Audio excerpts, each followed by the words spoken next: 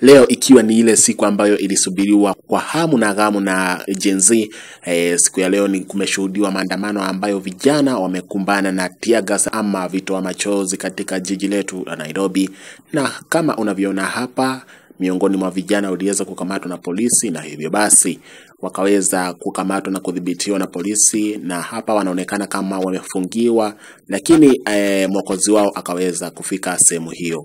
Hapa kama unavyoona, hawa ni waandishi wa habari ambao wameweza kufika eneo hilo, na mwanahabari maarufu anayefahamika kama Larry Madowo anayetoka katika stesheni ya habari ya CNN ameweza kuwa mwokozi wao baada yake kuweza kuwaokoa vijana hao na kuambia polisi waweze kuachilia vijana hao huru katika eneo hilo.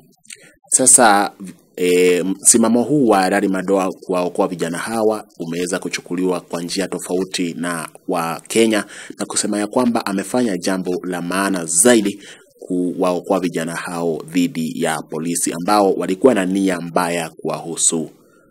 Polisi wanaonekana wakiwa wengi sehemu hii, wakiwa na silaha mbalimbali ambazo vijana hao wanaonekana wakiwa na uoga kutokana na kukamatwa kwao, ambapo hapa hatua ambayo ingefuata ni kupelekwa katika vituo vya polisi, la sivyo wangeweza kupokea vichapo mbalimbali kutokana na wanavyoonekana hapa. Wanaonekana wamesalimu amri na kuomba msamaha, huku wakiomba Larry Madowo aweze kuwaokoa ili waweze kuwa huru dhidi ya polisi ambao wameweza kuwa wakiwakamata eneo hili. Na kama unavyoona hapa ni kwamba Larry Madowo aliweza kufanya na kutekeleza jambo hilo.